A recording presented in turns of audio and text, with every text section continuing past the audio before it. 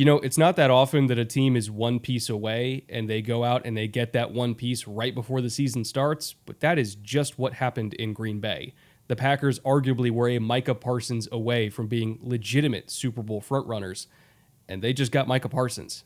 The core of the Packers' defensive identity last year was realizing that their pass rush wasn't that great, and so they put an umbrella over the top in their coverage to compensate for that. They knew that they couldn't get quarterbacks on the ground before they threw deep, so they solved that problem with coverage. They were third overall in terms of cover 2 usage, meaning 2 deep half safeties, and they were 6th in terms of playing quarter-half, meaning quarters to one side and cover 2 to the other. As a result of them playing so many deep half safeties, they had the third lowest deep pass percentage faced at only 9.1%, so teams really were not trying to test them down the field at all.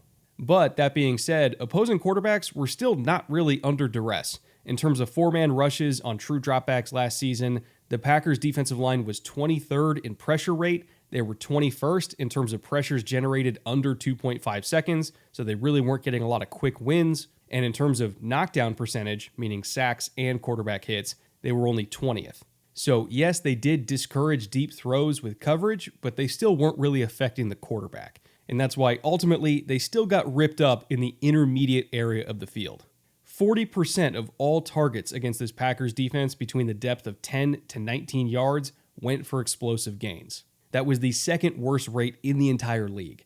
They allowed 10.1 yards per attempt at that depth, 8th worst in the league, and their only saving grace, quite frankly, was the fact that they had Xavier McKinney getting a bunch of interceptions. But other than that, they were not really an efficient defense, and that's because they didn't have an efficient pass rush.